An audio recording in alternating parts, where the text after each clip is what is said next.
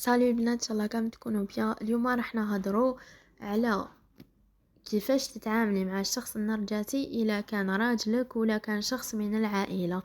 هذا يلا فيديو تكمله تاع الجزء الاول والثاني اللي هدرنا فيه على الشخص النرجسي. قبل ما نبدا في الفيديو خلوا لي جامو ابوني في لاشين، وما تنساوش تابوني في الانستغرام. دوك نحطو في صندوق الوصف وفي الكومنتار الاولاني. الشخص النرجسي صعيب والتعامل معاه يكون أصعب، سورتو إلا كان زعما الزوج ديالك ولا واحد من العائلة. هذا التحدي راح يولي كبير وما تقدريش تهربي من هذه العلاقة بسهولة. ماشي زعما كي تكون صاحبتك ولا أي واحد زعما هكا بعيد عليك في لونتوراج ديالك تقدري تقطعي هذيك العلاقة ولا تحطي مسافة كبيرة، وفي نفس الوقت ما تحبيش تعيشي تحت السيطرة ديالو. الوغ اليوم راح نهضروا كيفاش تحمي روحك وتحافظي على الكرامة تاعك حتى من أقرب الناس ليك. الجزء الأول راح نهضروا فيه علاش النرجسي في العائلة أصعب. معناتها كي يكون نرجسي في العائلة تجيك صعيبة. الحاجة الأولى لجل القرب العاطفي، باسكو المشاعر ديالك توجور تكون متورطة ومتعلقة. والتوقعات الاجتماعية زعما الناس تقول جوغ احملي هذا راجلك، احملي هذا خوك، هذا باباك، هذا يماك، هاد الهضرات هادوما. والنقطة الثالثة هي الضغط النفسي اليومي. ما عندكش فرصة باش جوغ تريحي ولا تدي مسافة كافية. زعما لو كان تكون صاحبتك انسانة نرجسية ولا في الخدمة، كي تولي للدار كي رايحه تريحي شغل عندك وقت ولا تقدري تجبدي روحك ديري كونجي. بصح كي تكون هاد الحاجه في العائله ما تقدريش، عندك ضغط نفسي يوميا. الوغ لازم تكون كاين استراتيجيات باش تتعاملي مع هاد العباد. احنا هضروا اولا على لو كان زعما يكون هاد الشخص الزوج ديالك.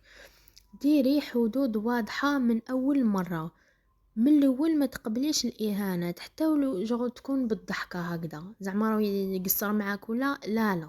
ديري لي ليميت ديالك وما تمديش كامل الاوراق ديالك. احتفظي بالخصوصيه شويه، والافكار هادوك لنفسك احتفظي بهم. ماشي لازم تسربي كلش وتبيني كلش، لا. ديري شويه خصوصيه لعمرك، وكاين افكار بينك وبين روحك ماشي لازم تقوليهم.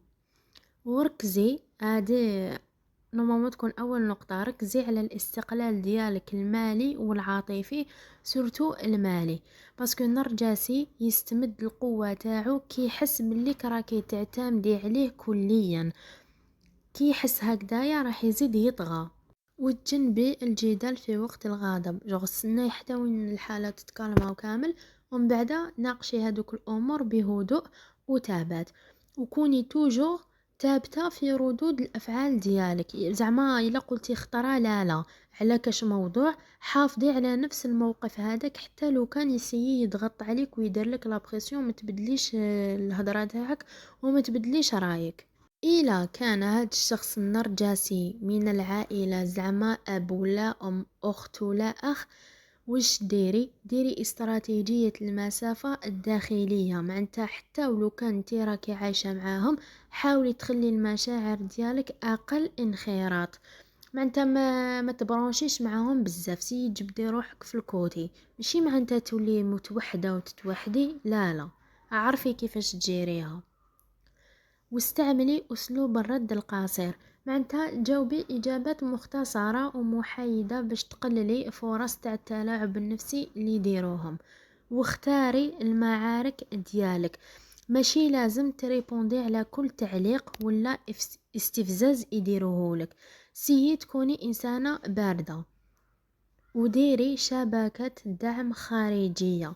معناتها ديري صحابات ملاح وشو مانيش نقولك ديري فيهم كونفيونس، مي بصح لي تقدري تخرجي وتبدلي معاهم يكونوا الناس ملاح وناس عندهم شغل ديري فيهم كونفيونس. هكذا راح يعاونوك باش تحافظي على التوازن ديالك النفسي ومتوليش انسانه متوحده كما قلت لك مع الاول. دوكا راح نهضروا على كيفاش تقدري تحمي الطاقه تاعك منهم يوميا. الحاجة الأولى اللي ديريها، ديري رياضة. تعلمي تكتبي باش تفرغي كامل هذيك الطاقة تاعك السلبية، ومن بعد قطعيها ولا خبيها في كادي ولا حرقيها ولا ديري واش تحبي. اقراي قرآن، صلي، وقضي وقت مع الناس الإيجابيين. وديري ممارسة التجاهل الانتقائي لبعض التصرفات المستفزة. مع نتا ماشي اي حاجة لازم ديري رياكسيون عليها. سيي غمضي عينك، هذا كامل على جالك انتي ماشي على جالهم هما، باش تحافظي على الصحة تاعك النفسية. نعطيك باغ اكزومبل، وحده راجلها توجور يقلل منها قدام الناس ولا قدام لا فامي. لا غالب كاين ناس هكذا مهابل. باغ اكزومبل يقول لها زعما ماكلتك ماشي بنينه، ماكله تاع هادي بنينه على تاعك، ما تعرفيش ديري هكذايا. واش ديري؟ تضحكي بالبارد وبدلي السوجي كاريمون. بدلي السوجي ويعرفوا زعما بليك بدلتي السوجي. وموراها كي تروحي للدار هضري معاه كالمومون بليك هاد السلوك راهو مرفوض وما رانيش رايحه نقبل بهاد الشيء المره الجايه، ومانيش راح نسكت عليه. الوغ المره الجايه ما تعاودهاش، هضري معاه سيريوزمون وكالم، ماشي ما تغلي ولا اخر، باسكو هو يحبك كي تكوني مقلقه وتغلي. انا فان تاع لا فيديو نقول لك الشخص النرجسي توجور راح يحاول يسيطر على كل تفاصيل تاع حياتك. مي بصح كي تحطي نتيا حدود وتحافظي على روحك وعلى نفسك، راهو رايح يفقد هذيك السلطه عليك. وتفكري دايما بليك حتى لو كان ما تقدريش تغيريه، تقدري تحمي نفسك وتعيشي حياتك بكرامه وقوه. على بروشان فيديو ان شاء الله. باي باي، متنساوش ديروا لي جيم وابوني في لاشين.